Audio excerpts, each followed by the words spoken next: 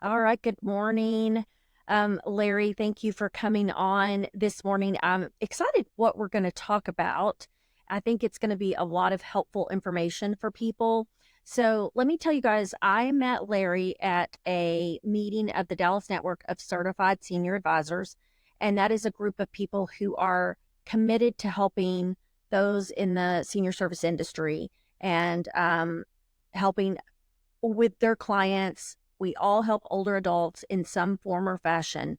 And Larry, what you do really sparked my interest, particularly because I had just had a client last year who had contacted me to see if we could help them, and they were going through what we're going to talk about in terms of all of their assets being depleted because of a family situation. So, Larry, if you will just tell everyone about yourself, what it is you do, kind of how long you've been doing it, and then we'll kind of get into the meat of what we're going to talk about.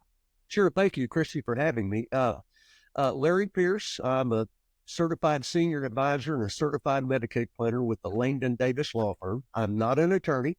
I get hired by attorneys and CPA firms and hospitals and long-term care facilities and assisted living facilities and all kinds of people when they have a loved one or a client or a customer that or husband and wife or child or uncle that is requiring 24-hour care and have limited assets, and there's a huge possibility of them depleting their assets in just a matter of months or years. Yeah. I've been doing this for 39 years now, going on 40. I started in this from being one of those people that had what I called an ailing father and a scared to death mother, that dad's health got to the place that he was requiring 24-hour care. There's never really been a plan for this. What's crazy is nobody really plans for this. They think it's just going to work out. We had this idea that we can foretell the future, and dad's never going to a long-term care facility, or I'll never put my mother in a long-term care facility. And then they wake up one day and there's a stroke or a broken hip or Right. whatever the case may be, and there's no options. They've run out of options. Now they're faced with this dilemma of what is available in an effort to basically, can we have our cake and eat it too? Is it possible to qualify for care while at the same time preserving assets? So that's what I've been doing for a long time. Got started accidentally looking for answers, and a million questions and no answers. It's funny that you say that because I've talked to a number of certified senior advisors, and a lot of them fell into what they're doing Right. because of something personal that happened in their own lives that they were seeking solutions for. So it is not uncommon for that to be the case. And I think that that helps with empathy towards what a client's going through. You've Sure. been there, you've done it, what they're dealing with. So, well, let's talk a little bit about that, because I know that what I've always heard is that you must basically have nothing in order to qualify for any type of Medicaid. And Correct. and if people haven't planned for long-term care, which if you look at the statistics on that, the majority of people have not, but yet somewhere in the high percentage of people are going to need it. A lot of people are going to be dealing with this situation. Now, let me tell you some recent numbers. A Metropolitan Life a few years ago did a study, and kind of retracing the last 39 years, there's been a lot of changes. But there's one thing that has not changed in all this time. Number one is this: there's only 3 ways to pay for long-term care in this country. That was true with my father. It's true today. Number one is this: it doesn't matter what it costs. You got all the money in the world, you just pay it. Right now, it's about $7,000-8,000 a month. We'll make it $10,000 a month. We got it. Number 2, previously they purchased a long-term care insurance policy, and some big insurance company's going to pay. Or number 3, Medicaid. That's all there is. Of all the people that are requiring long-term care, let me give the numbers they came up with. Metropolitan Life did a study and found out that 7 in 10, 70% of 65-year-olds or older will require long-term care prior to death. Now, that is a staggering number. Yeah.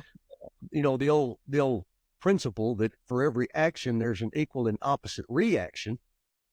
Well, over the last 40 years, there's been a tremendous action of healthcare innovation, advances in science and medicine, and all those things have created a whole generation of people. We can keep you alive, but Yeah. if you've got an issue, we can replace that issue and keep you alive. But one thing that I've always said this, there's one thing medicine will never do. And they say never. I'm going to say never. There's never going to be a pill. There's never going to be an invention. There's never going to be a procedure that stops birthdays. You can't stop time. So we're creating this whole generation of people that are alive, but they keep having birthdays. And this custodian, this body, can no longer take care. They can take care of your internal organs, keep them working, keep you breathing, but you cannot care for yourself. You can't feed yourself or clothe yourself or bathe yourself or Right. medicate. And so that's got to be paid by somebody or done by somebody. And so we've created this. Now we're alive. Mom can't care for herself. And the staggering number of that 70% of the 65-year-olds or older are going to require that prior to death. Yeah. Now, at the time you think you need it, it's too late to buy long-term care insurance. It's too late to accumulate more than you've spent a lifetime of accumulation, and they see the loss of their assets depleting in the matter of months or years. Yeah. The question you come up with is you've heard that under Medicaid, you are required to, if you're single, to have less than $2,000 in assets. That is true. But the question is, how do you get to that 2,000? That's the answer people don't have an answer to. In other words, you're required, and they call it spin down. But you Right. have to define spin down. So people make this jump of this assumption. Well, that means that I've got to pay all mom's or dad's money to the facility until it's gone. Well, that is a method, but is it the only method? And the answer is Interesting. no. But you can do it that way. And sometimes that happens. Sometimes people will call me and say, well, I was told to call because we put mom in a year and a half ago and she has nothing left. And my answer is, well, I wish you would have called me a year and a half ago, Right. because you spin it down, but you spin it down in a place that you assumed was mandatory. And that's not the case. Well, that's interesting assumption because I do think that's probably what I assumed prior to even, talking with you. And when I, talked with this client last year, it was, I'm a mortgage company. And so, we look at using home equity for some of those solutions in retirement. And that's what we were looking at. And when he wasn't quite ready. And when I called him back about 6 months later, he said, well, I've now gone through all of my savings and I can Mm-hmm. go on Medicaid. And, Right. I was like, wow, that is Yeah, devastating. I tell people I can fix the problem as long as the problem exists.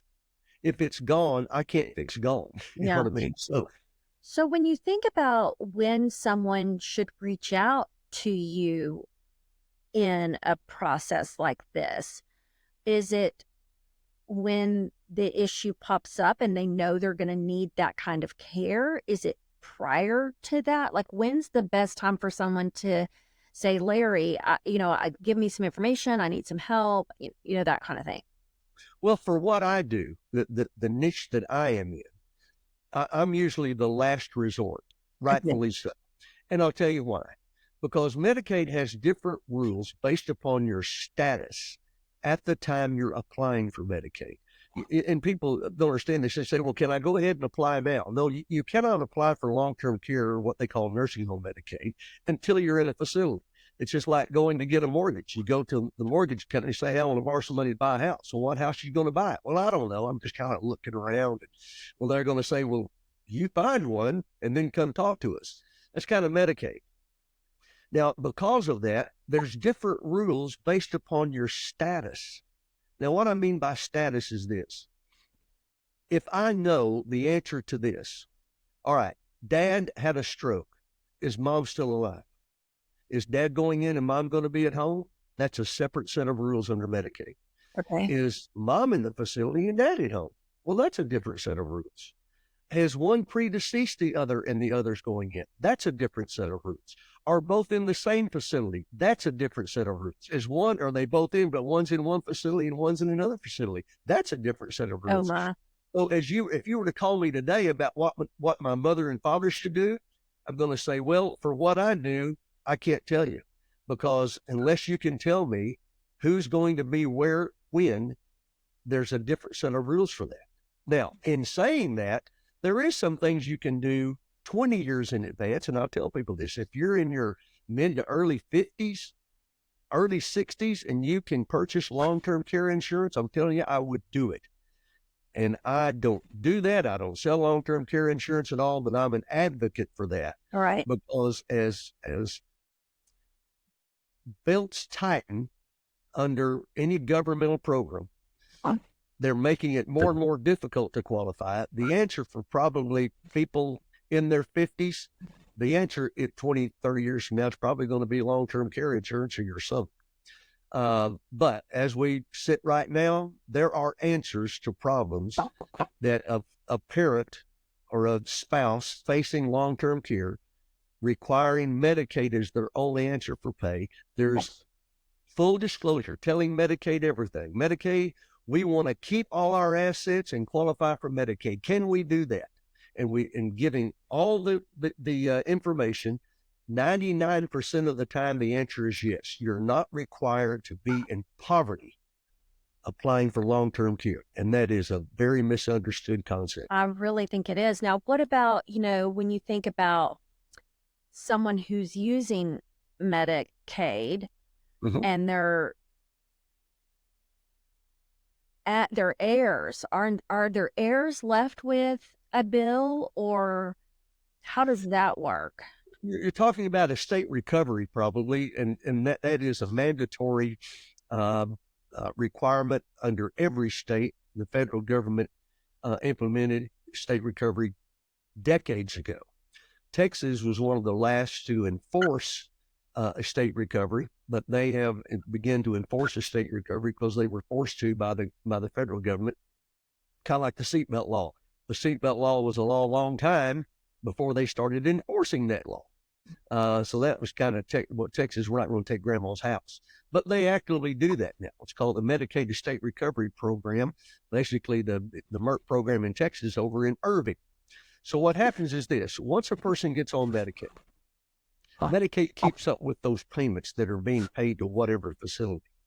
And at the point of the client's passing, the state will attempt to recover the monies they paid to that facility from whatever assets remained that they were allowed to own at the time they were on Medicaid. And 90+% of the time, one of the allowable assets that really has any value is the home. Right. Here's the other misnomer. The state has never taken anybody's house. They don't take grandma's house. A nursing home can't take your home. But what they can do is, if you don't satisfy that debt that they impose, then they can file a lien against that property so that they know at some point that property is going to be sold and they'll get their share of that proceeds of that sale. However, there is a way to avoid that. Okay. Upon the situation, all of that is avoidable. So it's avoidable on two ends. Where I come into play is preserving the assets that exist to get on Medicaid. And then the second step is preserving the assets that were allowed to be owned, house, car, personal belongings. How do we preserve those on the back end? So the challenge is both. We need to preserve the assets that Medicaid requires you to spend down before you're on Medicaid. And then once you're on Medicaid, how do we keep them from recovering those assets after the fact?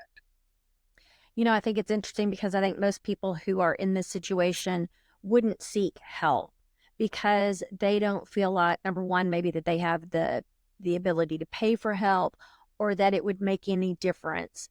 And so how how do you get the word out? How do you get people to know that something like what you do is out there and that it's something that they can do as just your average American?